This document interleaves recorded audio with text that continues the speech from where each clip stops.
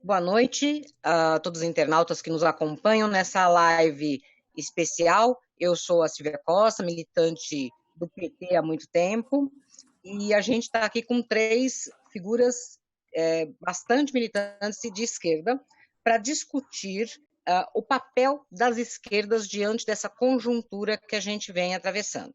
O primeiro debatedor é o Renan Arraes, que é advogado, militante político do PCdoB, o professor Ricardo Alvarez, graduado, mestrado em Geografia, também foi vereador por 2 mandatos, né, e é professor da rede de ensino médio superior há 27 anos, está aqui também, é militante do PSOL, e o Tiago Nogueira, graduado em Marketing, eleito vereador 2 vezes, e foi secretário de Governo, secretário de Cultura e de Turismo.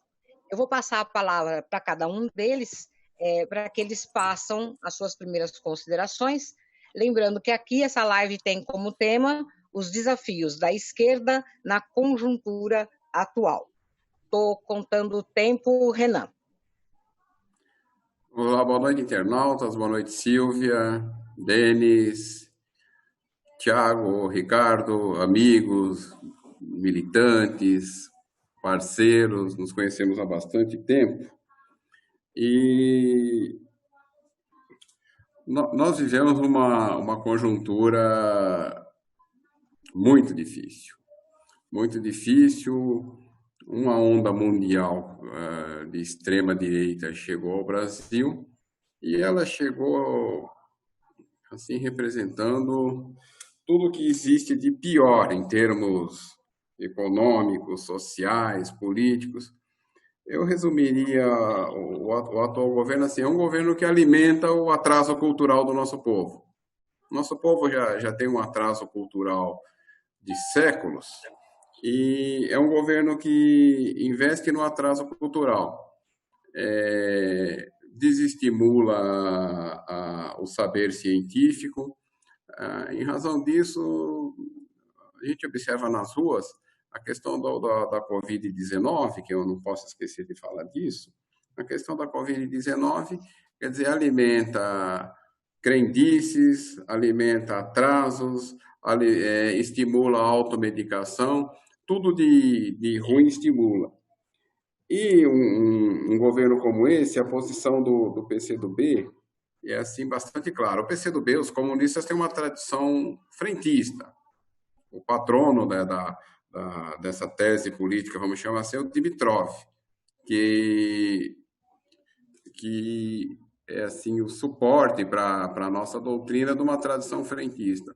O PCdoB defende a mais ampla frente em defesa da Constituição, em defesa da democracia e em defesa do povo brasileiro e do afastamento de Bolsonaro.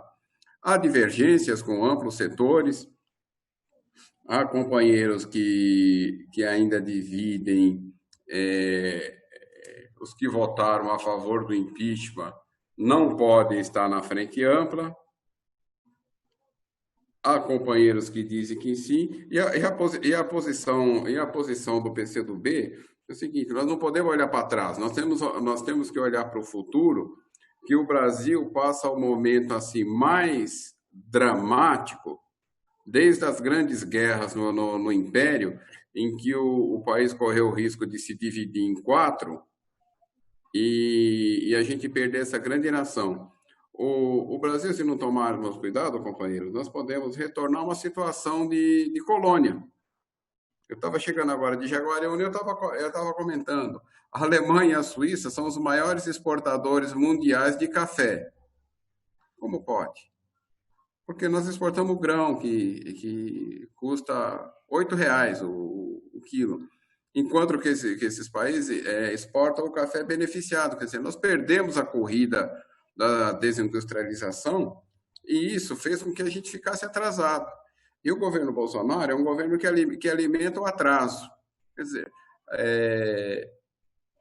alimenta a mineração de uma forma predatória, alimenta a cultura da soja de uma forma predatória e a política do café é a política de exportar grão. Então, nós perdemos a corrida da industrialização e corremos o risco de se transformar numa colônia, uma mera fornecedora de matéria-prima para o grupo dos países mais industrializados.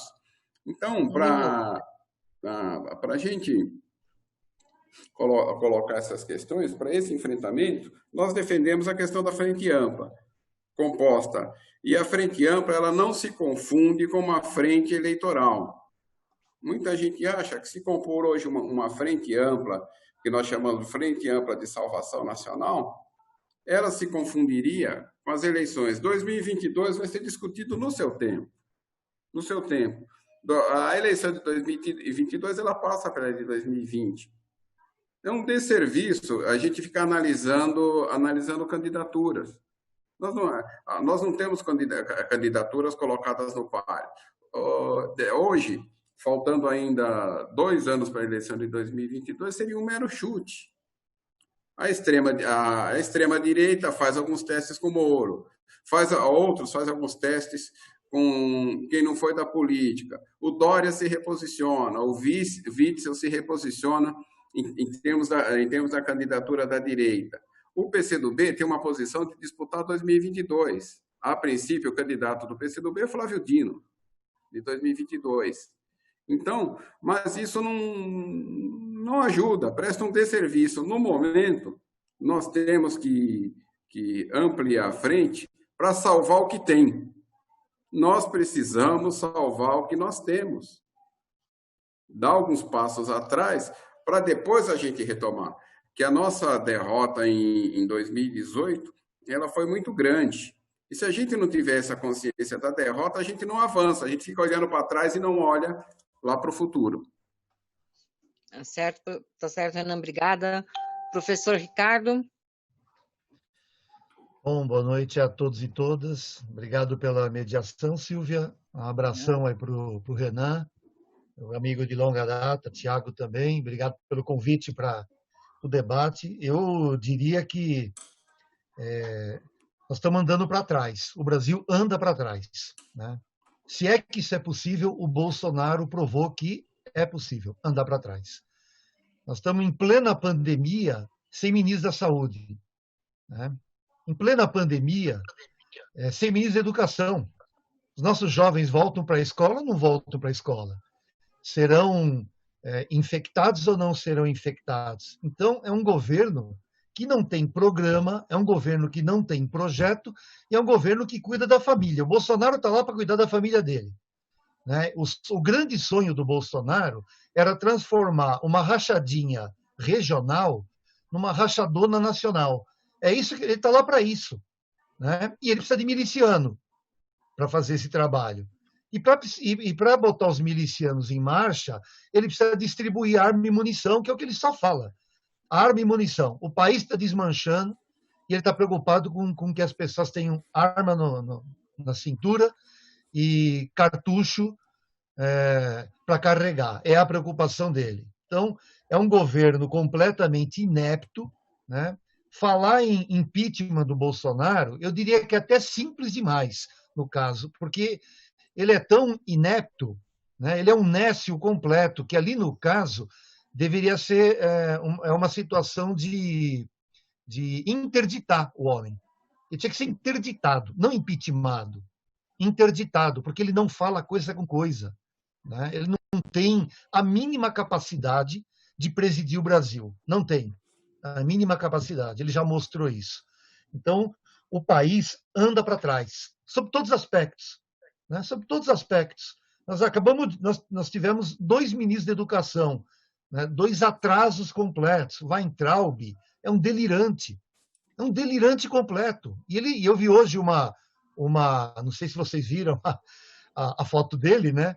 Acho que ele está morando nos Estados Unidos, com uma cápsula de uma bala de revólver na mão, olhando para a bala de revólver e quase fazendo uma poesia para ela. Então ele estava declamando uma poesia dizendo como aquela bala de revólver era a garantia da liberdade. Então só pode ser um delirante para fazer uma coisa dessa. Então é um governo que anda para trás sobre todos os aspectos, na educação, na saúde. Veja a questão ambiental, o que está acontecendo com o Brasil. Eu termino dizendo isso nessa rápida apresentação, e depois ele vai ter oportunidade de desenvolver, mas tinha gente que dizia o seguinte, na campanha, né? Se o Bolsonaro não der certo, a gente troca. Tomara que troca. Agora, a gente deve trocar o presidente, mas a gente não vai recuperar a Amazônia. A gente não vai recuperar as crianças que ficaram sem aula. A gente não vai recuperar as vidas que morreram por causa do Covid. A gente não vai recuperar os empregos que perderam por causa da crise econômica. Então, não basta trocar. O país pode andar para trás, e está andando. E a promessa é que nos próximos meses ele continue andando para trás. Por quê? Porque ele continua sendo a mesma pessoa temerária que ele é. Tiago, a sua apresentação, por favor. Bom, primeiro quero parabenizar a sua condução aqui, Silvia, e te agradecer por ter aceito esse convite de mediar. Parabenizar e dar um grande abraço aqui em dois grandes amigos e companheiros, o Dr. Renan Reis, com quem eu tenho maior apreço, companheiro do PCdoB, e o professor Ricardo Alvarez, né? Tive orgulho de ter votado 2 vezes em você para vereador, é aquele voto que a gente não se arrepende. Então, Ricardo, é um prazer enorme estar com você. Bom, eu sou militante do PT, vou falar aqui genericamente um pouquinho sobre a posição do PT nesse momento. O governo Bolsonaro é um governo que, como já disse aqui, tanto o Renan quanto o Ricardo, faz um desserviço à nação. Está destruindo o legado que a classe trabalhadora, que a população, que a juventude conquistou depois de décadas de luta. É um governo claramente que trabalha com ódio aos negros, ódio aos pobres, ódio aos homossexuais, né? Ódio aos índios, né? Aos povos indígenas, né? Então, eu acho que tem todo um processo que é a desconstrução de um Brasil que vem sendo construído desde o final da ditadura militar. É um governo que o tempo todo flerta com essa ideia que a ditadura foi boa, que uma ditadura pode ajudar e que a democracia não é um caminho. Então, os movimentos de resistência que a gente tem visto na rua, seja das torcidas organizadas, seja dos entregadores antifascistas, é todo um processo de luta que, apesar da pandemia, as pessoas começam a ter algum nível de resistência nas redes sociais e, inclusive, nas ruas. Eu espero que a gente consiga derrotar o coronavírus o mais rápido possível. Para isso, a ciência está trabalhando muito, né? A educação foi quase que escolhida como a inimiga número 1 do governo Bolsonaro, porque um governo que o ministro da Educação, que era contra a pesquisa, contra as universidades, o tempo falava que a universidade era um lugar de balbúrdia, né? Essa é a marca do governo. Quem que vai dar a saída, a solução para o Brasil? Vão ser as universidades, serão nossos pesquisadores. É a juventude que está lá pesquisando, trabalhando e buscando uma formação. Eu acredito muito nisso. Nós temos que defender esse legado, que é um legado que foi construído não por um partido, né, mas por lutadores que lutaram durante décadas para a gente chegar agora, né, e ter um Brasil diferente, mais inclusivo, um Brasil que respeita as mulheres, um Brasil que respeita a diversidade, o sem terra. E hoje nós estamos vendo que essa é a realidade sendo atacada pelo Bolsonaro.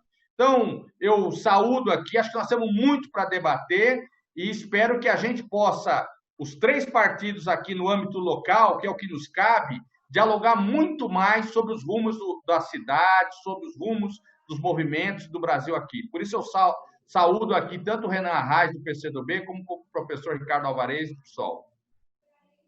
Ótimos debatedores. Eu vou passar para uma pergunta que já chegou a mim ontem, né, pelo meu Facebook, que diz o seguinte, que as únicas respostas responsáveis da esquerda à crise são afirmações de bandeiras históricas da própria esquerda, não investimento público e proteção social, e que agora a direita liberal tenta encampar como suas. Como a esquerda retoma o seu discurso, retoma o discurso originário e tira isso da mão da direita. Começando com o Thiago, que finalizou, 4 minutinhos. Bom, eu penso que nós precisamos, na verdade, reafirmar as nossas bandeiras, né? Não se reafirmar e atualizar, né? A agenda liberal do momento é uma agenda de privatizações, de corte de direitos, de ataque aos direitos. Então, muito diferente do que a esquerda tem pensado, e até de governos. Se a gente pegar aqui, para não ficar no exemplo do PT, mas pegar, por exemplo, o jeito que o Flávio Dino governa o Maranhão, que hoje tem todo um apoio e uma lógica de investimento na educação, o Estado pobre, né? O jeito que os governadores do Ceará, da Bahia, do Piauí têm feito nas suas gestões, como vários governos em nível municipal têm trabalhado com os direitos. O que a gente percebe é uma destruição. Por exemplo, um programa habitacional como Minha Casa Minha Vida, para dar um exemplo, que era um programa de muito investimento social, que gerava emprego, que incluía pessoas, que tiravam pessoas de área de risco, simplesmente foi destruído, né? O ProUni e o FIES não foram destruídos, mas foram muito enfraquecidos. Programas como Saúde da Família e todo o ataque ao SUS, que é uma tentativa, eu diria, cruel de privatizar o SUS, de privatizar a saúde pública, a pandemia impediu isso, porque imagina se a gente não tivesse um sistema único de saúde como tem no Brasil hoje.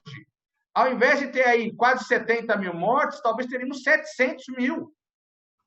Né? Então, assim, a esquerda precisa, evidente, se reinventar. Né? Se reinventar não no sentido histórico das nossas bandeiras, da questão ideológica, mas de entender hoje as novas realidades, a questão ecológica, a questão das redes sociais, de toda dessa indústria 4.0, da indústria que chega, eu diria hoje, essa indústria tecnológicas que podem mexer muito com o nível de emprego, com o nível de educação e com a própria qualidade dos serviços públicos. Então, eu acho que a esquerda ela tem um papel essencial, que é garantir o quê? O nível de igualdade. Nós temos que... O Brasil é um país muito desigual. Eu acho que o principal momento mais revolucionário do Brasil é quando você consegue trabalhar o nível da igualdade, o conceito da igualdade, gerar distribuição de renda, emprego, políticas afirmativas, políticas que possam... Quando a gente fala em cotas raciais nas universidades, é porque tem uma importância enorme você incluir uma população que historicamente foi excluída do ensino. E acho que a gente consegue reverter isso. A mesma coisa é com a agricultura familiar, com os índios, né? Quando se criou lá a Raposa Terra do Sol, lá em Roraima, talvez a maior reserva, eu diria, do planeta, né? Foi no sentido de você preservar a Amazônia. Né? Aqui eu me lembro que foi assim, no governo Lula, se tirou 6 cidades que estavam dentro da reserva, 6 cidades. Fórum, prefeituras, câmaras municipais que foram extintas. Então, assim, essa coisa da gente pensar na nação brasileira com toda a sua diversidade é o papel da esquerda. É nisso que eu acredito e é isso que eu aposto. Ok. Professor Ricardo Alvarez? Eu concordo com a avaliação do Tiago. Acho que nós temos uma tarefa muito grande pela frente, porque não é simplesmente enfrentar um governo de destruição nacional. O Bolsonaro, ele tem seus vínculos internacionais e ele navegou numa onda de ultradireita que dominou vários países no mundo, né? A Hungria é um grande exemplo, os Estados Unidos com o Trump é outro, o Bolsonaro no Brasil é outro, né? Cada um com as suas características, mas, de certa maneira, o projeto é o mesmo. E para enfrentar essa onda, não vai ser o pessoal sozinho que vai conseguir fazer isso. Eu diria que não vai ser nem por mais que o Flávio Dino também faça um embate, tem feito um grande embate, inclusive os os governadores do Nordeste, eu diria que tem dado um exemplo para os governadores do Brasil, né, de uma articulação contra as loucuras do governo Bolsonaro, mas há uma limitação muito clara nesse sentido, né, que é dada pelo próprio tamanho do PCdoB, pelo próprio tamanho do PSOL. O PT é maior, um partido mais forte, mas eu diria que para a gente enfrentar essa onda de ultradireita que arrastou, que dominou o mundo nesse último período, nós temos que ter uma fusão de forças, né? A construção de uma frente política para fazer esse enfrentamento. Eu acho absolutamente vital. O PSOL aprovou isso na sua direção nacional, a construção dessas frentes. Mas eu diria também que essa frente provocou um estrago tão grande no próprio capitalismo, potencializado pela pandemia, que eles estão pagando um preço caro pela própria incompetência. Vejam o Trump, né? O Trump ele tem a capacidade, começaram os comícios, né, nos Estados Unidos, e vai ter eleição agora em novembro. O Trump eu assisti recentemente o discurso dele no Texas, e o que ele fez? Ele ataca o movimento negro nos Estados Unidos. Depois do que aconteceu com o rapaz lá que foi sufocado, George, né? Depois que aconteceu com o George, da maneira como ele foi assassinado, ele ainda tem a capacidade de ir a público e estimular o confronto nos Estados Unidos, né? Como o Bolsonaro faz aqui. Então, isso está criando digamos assim, de um lado, está criando um azedume interno no país, um atrito muito forte entre as forças, mas, ao mesmo tempo, esse capitalismo ultra-neoliberal não dá respostas para a sociedade brasileira. Quero completar dizendo que aqui no Brasil, em plena pandemia, o que o Guedes está falando? Privatizar, privatizar e privatizar. E é o que o Tiago falou. Se o SUS fosse privatizado, hoje, não era só questão de atendimento médico e UTI, mas é pesquisa, que é pública no Brasil, a pesquisa da cura da pandemia é pública no Brasil, o atendimento para as pessoas que não têm condições de pagar um tratamento é público no Brasil, né? E nós temos também profissionais que são contratados por concurso público para estar atendendo nesses locais. Então, estão colocando sua vida em risco pelo povo brasileiro. Então, essa onda está encontrando os seus limites. A hora é agora. Nós temos que construir frentes políticas para derrotar essa ultradireita xenófoba, racista, misógina, chauvinista, preconceituosa, liderada hoje no Brasil pelo senhor Jairzinho Bolsonaro. Obrigada, professor. Renan? Olha, eu vou colocar assim na resposta da pergunta do internauta. Ele pergunta bandeiras que eram nossas e que a direita liberal tomou. Aí eu vejo assim, a gente vem construindo, desde a redemocratização, desde 85, nós construímos muita coisa. Nós tivemos uma Constituição, que é uma Constituição, uma das mais avançadas do mundo. Tanto que a direita neoliberal, começando lá atrás no governo Collor, já realizou 106 emendas na Constituição. Na parte de previdência social, a Constituição foi completamente desfigurada. Então, a direita neoliberal foi destruindo o que a gente conquistou através da redemocratização. E para a gente se colocar assim nos temas mais recentes, nós tivemos aí 8 anos do governo Lula, mais 4 da Dilma, dá 12 mais 2, né? Então, nós temos aí 8, 4, 12, 14 anos de governo. Aí tem alguns temas que, de certa maneira, nós nos afastamos do povo. Eu coloco a questão da segurança pública. Nós sempre tivemos muita dificuldade em tratar a questão da segurança pública e um certo esquerdismo, né? 8 ou 80, e não tratar a questão da segurança pública, que a gente precisa tratar. Não dá para a gente ter a polícia militar agressiva como ela tem em todos os estados. Em todos os estados. Até lá até lá no Maranhão, o Flávio também tem problema com a Polícia Militar. A Bahia tem problema com a Polícia Militar. A Brasília já passou por dois governos do campo popular e uma polícia violentíssima. Então, nós tivemos problema e essa bandeira foi saindo de perto da gente e foi indo para soluções simplistas. E aqui na cidade de Santo André, nós temos problemas terríveis de segurança pública e respostas simplíssimas, como aumentar o efetivo da Guarda Municipal. Uma outra questão é a eficiência do Estado. A eficiência do Estado, que deveria ser uma bandeira nossa, que o Estado tem que servir ao povo, por definição, que deveria ser uma bandeira nossa de democratizar o Estado, passou a ser uma bandeira da direita através da privatização, do afastamento do povo, da privatização pura e simples, que funciona melhor. E a questão da comunicação. A questão da comunicação, nós não fizemos o enfrentamento. Nós não fizemos enfrentamento. Nós tomamos aí medidas, a meu ver, conservadoras, e hoje, no imaginário popular, quem enfrenta o Grupo Globo é Bolsonaro.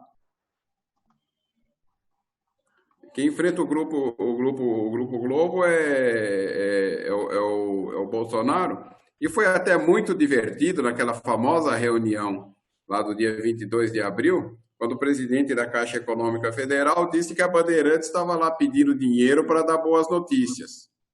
Então, ficou um negócio assim muito divertido. Então, nós não enfrentamos a questão da comunicação e isso fez com que a gente ficasse atrasado nisso.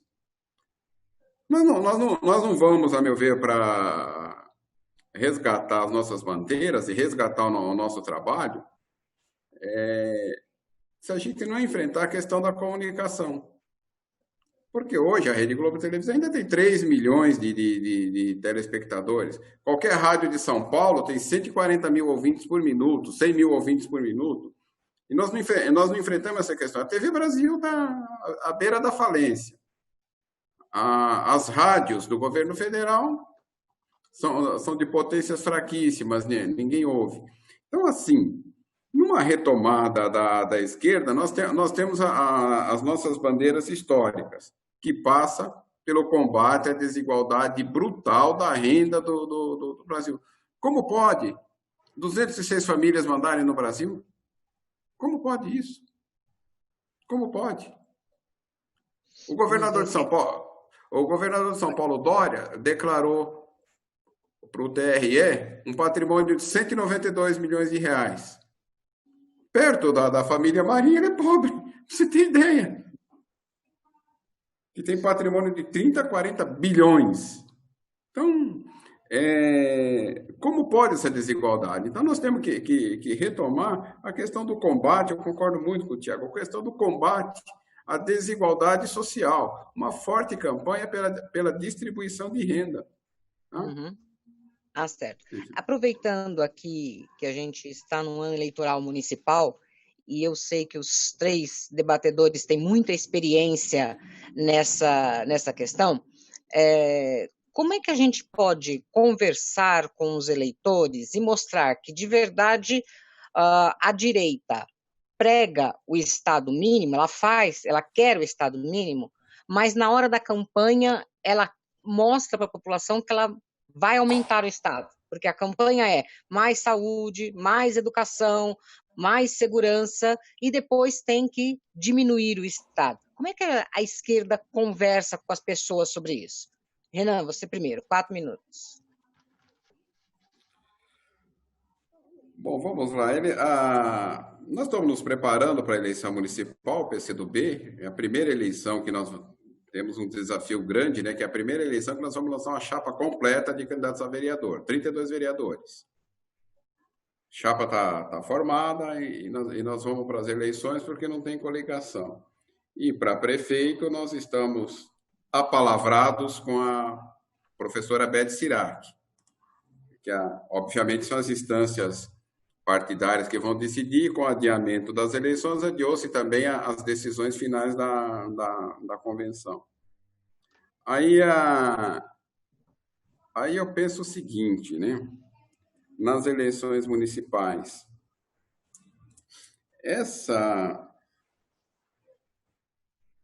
nós já tivemos aqui em Santo André um modelo de administração, construímos coisas bastante inovadoras. Eu fui secretário adjunto de administração no governo Carlos Grana e também acumulava com a presidência do Conselho do Instituto de Previdência. E eu vejo o seguinte: a prefeitura de Santo André, ela pouco a pouco ela foi se afastando da prestação de serviços à população. É muita terceirização na prefeitura. Então, eu acho esse o primeiro problema. A gente precisa retomar. A prefeitura está muito terceirizada e isso me parece que coloca no imaginário popular uma eficiência que a terceirização, que o Estado mínimo não tem. Então, nós precisamos retomar algumas coisas em termos de políticas inovadoras. A grande estrutura da prefeitura ainda é a Lei 6608, que foi escrita no governo Celso Daniel em 1990. Nós estamos em 2020. E nós passamos 4 anos do governo Aïdan Ravin, que desmontou a prefeitura. Eu fiquei 1 ano para remontar algumas estruturas da prefeitura, que eles desmontaram as estruturas da prefeitura. Então, nas eleições agora de 2020, eu penso que a gente tem que colocar para os eleitores, não é talvez a discussão de Estado mínimo ou Estado máximo, não cair nisso, mas nós precisamos desprivatizar a prefeitura, que é uma palavra antiga, né, do antigo partidão, mas nós precisamos desprivatizar a prefeitura. Eu percebo que a prefeitura, eu diria assim, assinou um tratado de rendição com os grandes grupos privados. A gente tem que fazer um enfrentamento. A questão do transporte, a gente tem que dar um jeito de criar uma rede de trólebus municipal. Uma rede de trólebus.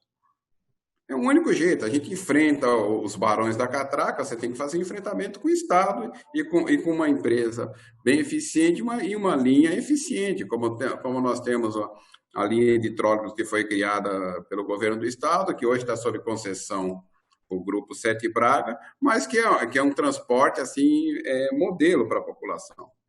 Então, a gente teria que colocar assim, com ideias práticas, porque essa questão do Estado mínimo, ela chegou na prefeitura e deu nisso. Até, vamos dizer assim, os nossos governos, que nós participamos de alguns governos em gestões do PT, nós baixamos a guarda um pouco naquela, é mais fácil terceirizar, tem dificuldade para administrar, não sei o quê. E nós precisamos trazer de volta, que o povo tem direito a um Estado eficiente. Essa bandeira não é da direita, essa bandeira tem que ser nossa. Essa bandeira tem que ser nossa.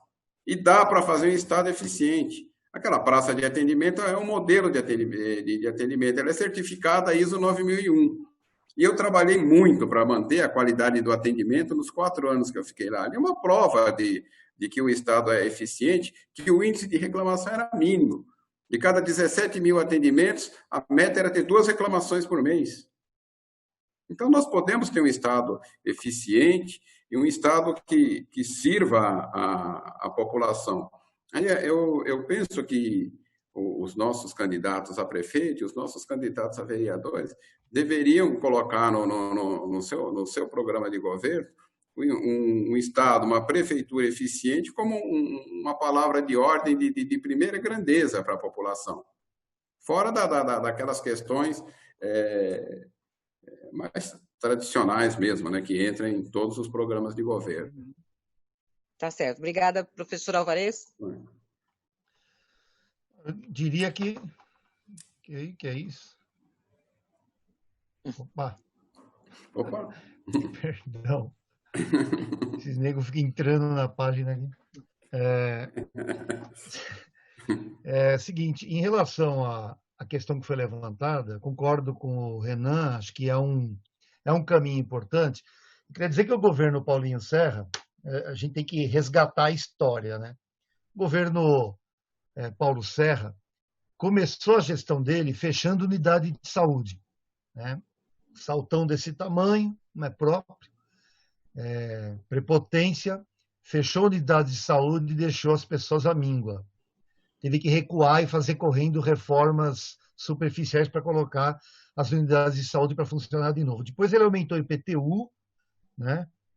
E a questão não é aumentar o IPTU, a questão é que ele implantou em Santo André, ele quis implantar, mas recuou, IPTU regressivo, ou seja, ele eliminava isenção para unidades populares, de casas populares de menor valor, e abaixava a alíquota para os mais ricos. Então, ele puxou de baixo para cima e de cima para baixo. Ou seja, isso é regressividade no imposto. E na linha do que o Tiago e o Renan falaram, de que nós temos que trabalhar com distribuição de renda e lutar contra a injustiça social, tem que cobrar mais de quem tem mais. Quem tem casa melhor, paga mais. É assim que funciona. Ele fez o contrário, recuou. Não aguentou a barra, recuou. Depois, para governar na metade do governo, ele entregou o Semasa para a Sabesp. Por quê? Porque a Sabesp injetou dinheiro na prefeitura e ele transformou o Semasa, que tinha 50 anos e era um patrimônio, né, da população de Santo André, ele transformou o Semasa em asfalto. A lógica dele foi essa. É o prefeito que quer ser zelador. Zelador como? É pintar a calçada, podar uma árvore e colocar asfalto. Isso é importante? Zeladoria é importante? É importante. Evidente que é. Mas qual é a marca do governo dele na educação, por exemplo? Eu vou citar um exemplo aqui que eu conheço de perto, né? Fundação Santo André está à míngua, acabando. A palavra é dura, mas é essa mesma, não tem outra. A Fundação Santo André está acabando.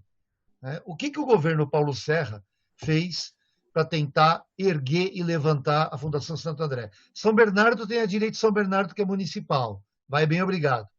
São Caetano tem a USCS, que é municipal. Vai bem, obrigado. Por que só Santo André teve problema nesse sentido? Então, não estou dizendo que a responsabilidade da crise é limitada ao município, não é. Mas ele, como prefeito, deveria ter agido. Então, aí tem um problema relacionado à opção de gestão. Ele optou por asfaltar a cidade, pintar guia e sarjeta e podar árvore. Tá certo? É importante, mas é muito pouco. Santo André é um município que está vivendo uma crise de identidade.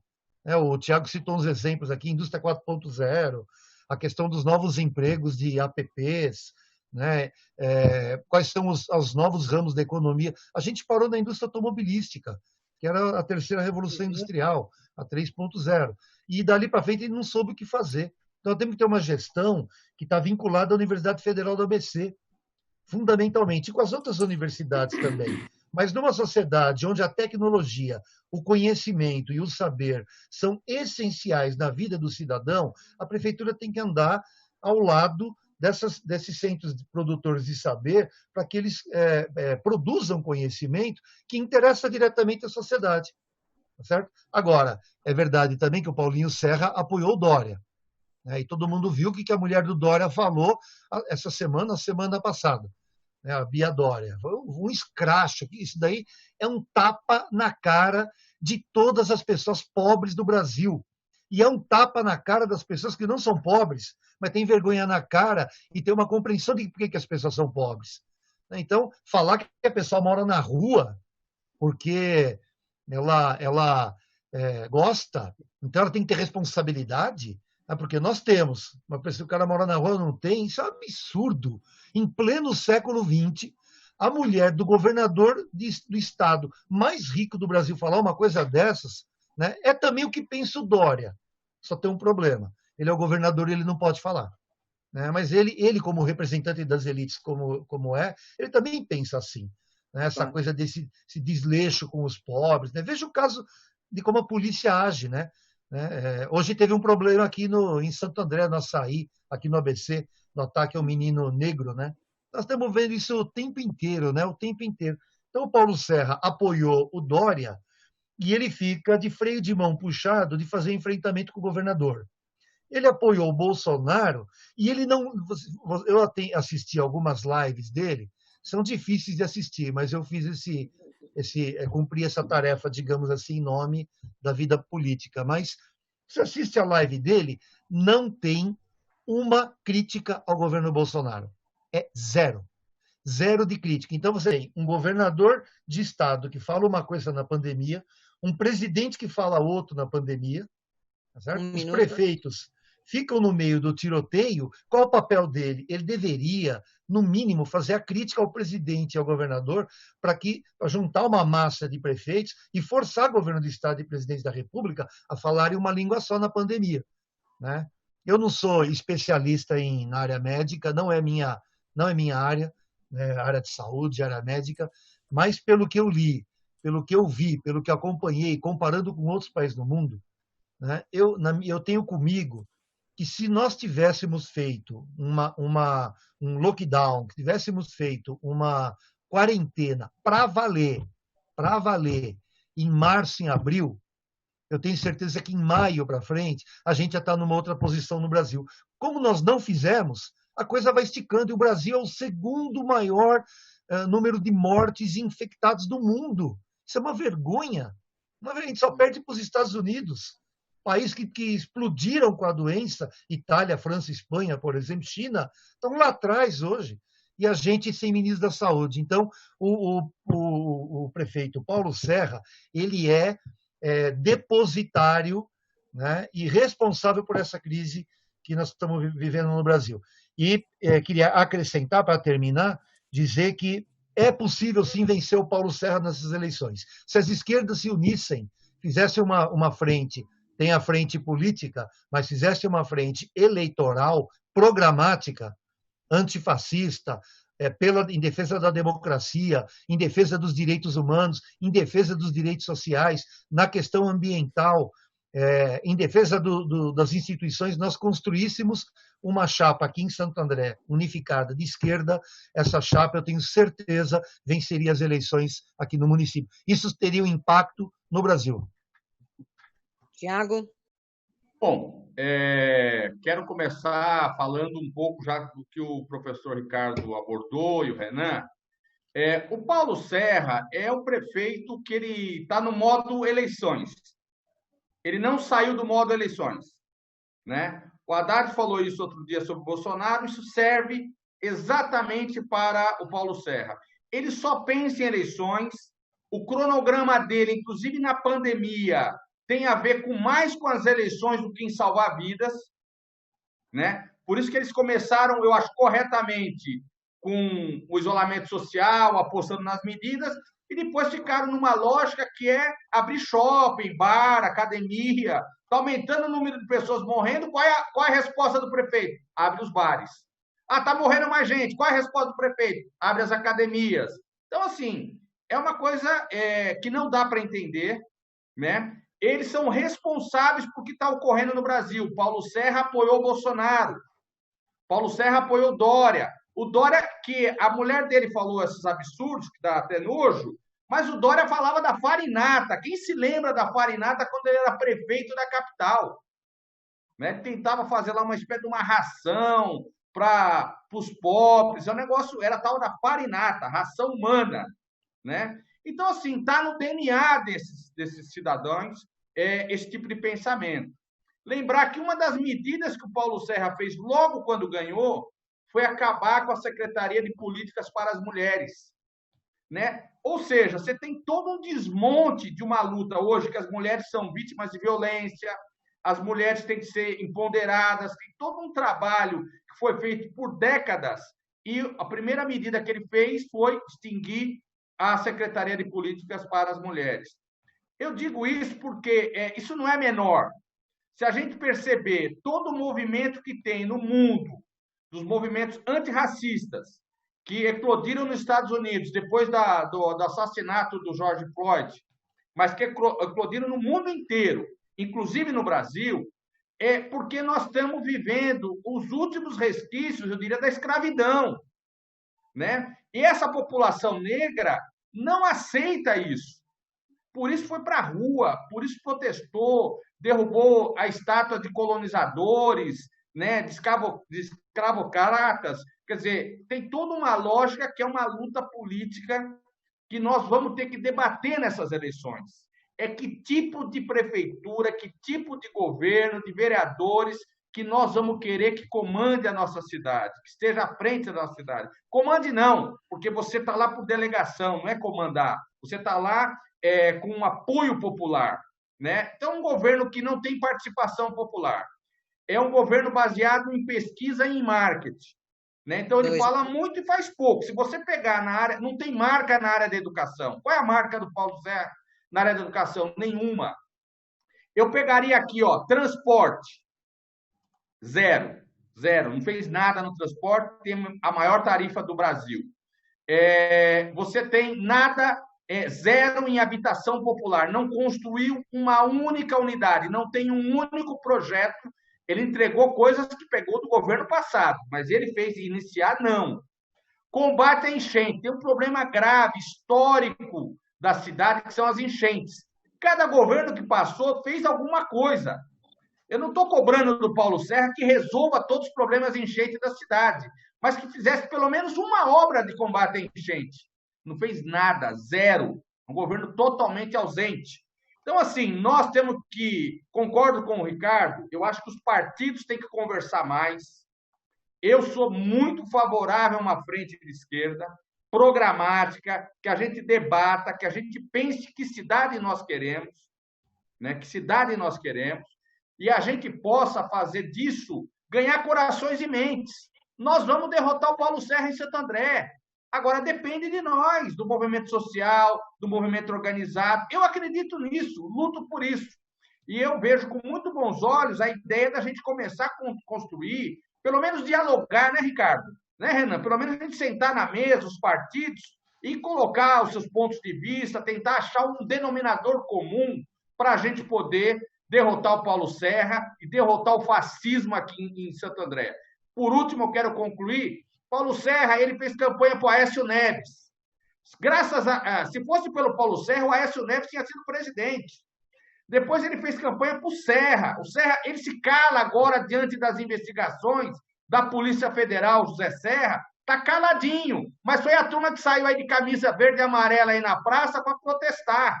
Entendeu? Por que agora não fala contra o Zé Serra, contra o Alckmin, os desvios do Rodoanel? Simplesmente cala, parece que não é com ele, não é com o PSDB. Não falou nada da merenda que eles fizeram. Então, acho que nós temos que passar, sim, a cidade a limpo e ter um programa sério de reconstruir essa cidade. Santo André que já foi exemplo de políticas públicas para o mundo. Nós precisamos resgatar essa cidade. É por isso que eu acredito, é isso que eu luto. Eu queria, então, aproveitar aqui uma fala do Tiago, dizendo para que os 3 debatedores falem qual é a cidade que vocês desejam, né? Quais movimentos que a gente faz para ter uma cidade agradável, feliz. E aí vocês façam também o encerramento das falas, ok? Tiago? Sou eu? Bom, primeiro eu quero aqui... o tempo voa, né? Mas primeiro, assim, eu penso que nós precisamos ter um programa de uma prefeitura, e eu quero falar aqui que o PT discutiu, tirou a professora Beth Sirac como nossa pré-candidata a prefeita. Estamos discutindo internamente um programa de governo com ideias, atualizando em várias áreas, né? Tem várias pessoas envolvidas nesse trabalho. E eu acredito muito que o PT tenha que fazer a lição de casa e tem que olhar para as forças vivas da cidade que estão em torno da gente. O PCdoB, o PSOL, os movimentos sociais, os movimentos de juventude, os coletivos que existem nessa cidade. Ninguém vai ganhar essa cidade, não é tarefa de um único, só de um partido, uma vitória dessa envergadura. Eu acredito muito nisso. Eu acho que nós temos que fazer um resgate, primeiro, que é o resgate da participação popular, das pessoas poderem acompanhar a gestão, fiscalizar a gestão, construir juntos, né? E isso dá trabalho, mas isso é pedagógico, isso é uma aposta no futuro, né? Eu acredito muito nisso. Eu penso que nós precisamos fazer um governo que volte a olhar para a periferia da cidade, né? Você tem que prestar serviço de qualidade na área da creche, na área da merenda, da saúde, apoiar muito a cultura local, né? O esporte, né? Nós temos um governo, eu diria assim, de uma visibilidade aparente, né? Governos com sérios problemas. Eu acabei de falar agora, por exemplo, durante a pandemia, só para dar um exemplo, a Prefeitura de Santo André contratou aluguéis de ambulância, comparando a mesma ambulância com São Paulo, 43% mais caro. Ambulância UTI. Os testes aí, o teste rápido do Covid, Santo André pagou R$220 por teste, enquanto São Caetano pagou 150. E a própria Fundação Medicina chegou a pagar 90. E o teste hoje está sendo vendido por 70. Olha que loucura, né? Quer dizer, aqui tem uma blindagem. O papel da Câmara também seria investigar, cobrar, fazer um debate de fiscalizar o que o prefeito fez nesses 4 anos. Uma série de obras paradas, obras abandonadas, né? Muito sucateamento. O Renan tocou num assunto que eu concordo. Nós temos que fortalecer o Estado, quando eu digo a prefeitura, fazer carreira pública, concurso público, reverter uma série de terceirizações que estão aí. Eu sou totalmente favorável a isso. Foi um erro. Porque é mais rápido, é mais prático. Isso aí descaracterizou, enfraqueceu o serviço público. E eu acho que contra isso nós temos que apostar mais na carreira pública, né? Construir esses laços. Servidores públicos estão na linha de frente. Na pandemia, com quem que nós estamos contando? Servidores públicos. Eles que estão lá na linha de frente, as assistentes sociais, o pessoal da Defesa Civil, da saúde.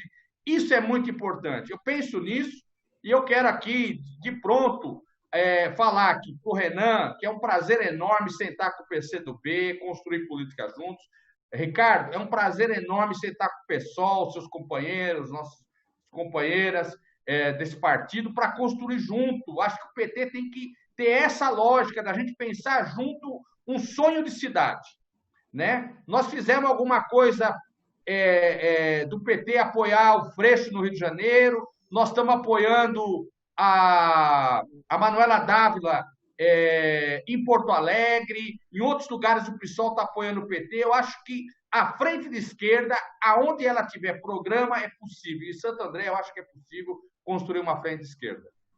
Obrigada. Professor Ricardo? Concordo com o Tiago. Uma outra Santo André é possível. Uma outra Santo André é desejável. Uma outra Santo André é necessária. E quando a gente fala de uma outra Santo André, nós estamos apontando uma Santo André que olhe para a periferia. Porque hoje a administração pública em Santo André tem uma preocupação muito grande com o centro. Quem mora em alguns bairros aqui nos bairros centrais, em alguns bairros de classe média em Santo André, o que eu vou falar aqui agora, eu tenho certeza que quem está nos assistindo, uma parte vai balançar a cabeça aqui com o sim, que é o seguinte: nós estamos asfaltando rua que não precisava. Eram ruas que não precisavam de asfalto e que estão sendo asfaltadas novamente. Então, tem uma preocupação super excessiva com a região central. Agora, há porções da periferia de Santo André gigantescas, numerosas, com uma população muito grande, que estão abandonadas. Então, um programa de esquerda é um programa que olhe para a periferia. Por quê? Porque a gente busca igualdade. Então, que Santo André que nós queremos? Uma Santo André que faça justiça social, que as pessoas tenham direito à cidade. Essa é uma questão central. Santo André para todos. Santo André não é só para quem mora no centro. Não estou dizendo que a gente tem que parar de olhar para o centro, não é isso. Mas nós temos que distribuir os recursos de maneira a horizontalizar a cidade. As pessoas da periferia, elas têm que ter acesso a direitos. Então, essa é uma questão central, que eu diria que está no bojo de um programa de esquerda para Santo André. Não podemos esquecer da questão ambiental, né? A questão da água é uma questão do futuro. A gente tinha que rever os rios né, que hoje são poluídos na cidade, a região dos mananciais, a defesa dos mananciais, reflorestar a Mata Atlântica, a defesa de Paranapiacaba, que é um patrimônio. Raríssimos lugares no mundo têm um patrimônio que combina patrimônio histórico, como é o de Paranapiacaba, um patrimônio dos transportes, que é o papel que os trens tiveram no desenvolvimento econômico da cidade, um patrimônio ambiental. Então, Paranapiacaba tinha que ser incentivado, aquilo geraria renda para as pessoas que moram lá. Então, nós temos que aproveitar aquilo que nós temos de melhor, que é o povo de Santo André, e uma cidade que foi construída com o suor histórico de muita gente. Então, temos que olhar para a questão ambiental e a questão dos direitos, como você falou, né? Estão matando negros na periferia, as mulheres estão sofrendo mais violência por causa da pandemia, restritas dentro de casa. Então, aí entra essa questão de políticas públicas para as mulheres, políticas públicas para as pessoas com deficiência, políticas públicas para as pessoas negras. Então, é fundamental pensar um Estado de direito. Nós estamos lançando o Bruno Daniel, nosso candidato a prefeito aqui em Santo André, né? Acreditamos numa candidatura viável, candidatura do companheiro Bruno, mas eu concordo com o Tiago, nós temos que sentar e construir um projeto de governo em Santo André, um projeto que mexa com o sonho das pessoas. O que as pessoas sonham para Santo André no próximo período? É isso que nós temos que fazer, e abrir para o debate e fazer essa construção coletiva. Queria terminar agradecendo, Tiago, o convite da live, estou à disposição para outras, né? Embora a eleição está chegando, mas estou à disposição para outras também. Agradecer a Silvia pela intermediação e pela mediação, e o Renan também, Tiago, grandes companheiros que a gente está sempre se encontrando e conversando por aí. É um prazer conversar com vocês e discutir as questões nacionais, estaduais e municipais. Obrigado. Obrigada, professor. Renan?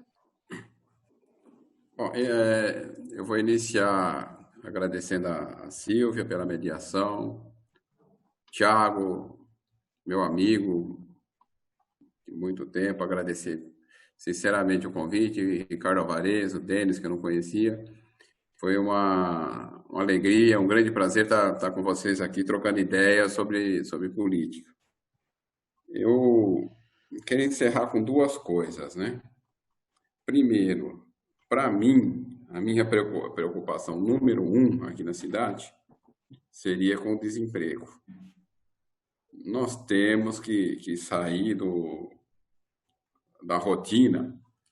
A prefeitura tem meios para ajudar. A cidade encolheu. Se pegar os dados do CAGED, nós temos 27 mil empregos industriais na cidade. Isso não é nada. Não é nada. Nós temos que ter um horizonte mais longe. Tem uma prefeitura que dedique cada dia a procurar parceiros fora do mundo,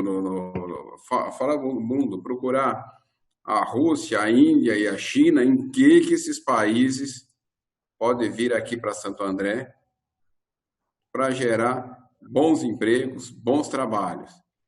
O pessoal não está se preocupando com essa questão econômica. A Braskem está aí, foi uma das vítimas da Lava Jato, que foi vendida na Bacia das Almas. A arrecadação da prefeitura depende essencialmente da Braskem. E nós precisamos urgentemente arrumar substitutos para a Braskem para melhorar a arrecadação da prefeitura e oferecer empregos de boa qualidade aqui para a nossa população de Santo André. Quanto à frente de esquerda, tem algum grau de dificuldade, vou dar uma opinião rápida sobre isso, tem algum grau de dificuldade. O PT tem uma candidata, a Beth Sirac, o PSOL tem o Bruno Daniel, e evidentemente tem que se conversar e ver aonde que está a dificuldade, e aí vai precisar desprendimento, não tem outra palavra. Um dos dois retirar a candidatura no sentido da gente compor. O PCdoB não tem candidato a prefeito, não temos a pretensão de lançar. A nossa meta é fazer uma boa campanha para vereador e conquistar uma cadeira na Câmara Municipal. Então, eu acho assim, como militante do partido e do PCdoB, e aqui nessa live com 2 militantes antigos, eles sabem do que está falando. Nós temos que sentar, aproveitar que o calendário foi adiado, para no sentido da gente se reposicionar na cidade. É possível.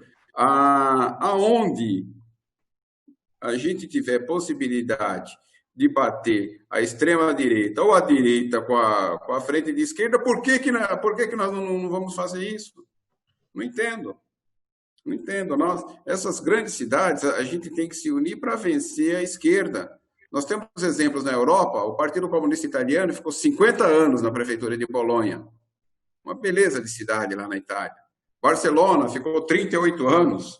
Então, eu acho que aqui, Santo André, a gente pode constituir uma frente para ter um projeto para ficar muitos anos na cidade, no sentido de conquistar a cidade dos nossos sonhos. Aí os partidos têm que conversar, a começar pelos 2 candidatos a prefeito. Da parte, a professora Beck e o candidato Bruno Daniel, porque não tem meio termo, né, amigos? Não tem meio termo. Um tem que retirar para poder abrir para se construir. Para partir disso, inclusive, atrair outros partidos do nosso campo. Talvez fosse a gente fazendo uma união de todos esses partidos, a gente conseguiria resgatar alguns sonhos, no sentido de uma campanha com mais dedicação, com mais disciplina, com desprendimento, uma campanha militante, no sentido de levar para os eleitores a cidade dos nossos sonhos e tirar a direita da prefeitura. Porque o Paulinho Serra, vocês localizaram bem, o Paulinho Serra, ora é Bolsonaro, ora é Dória.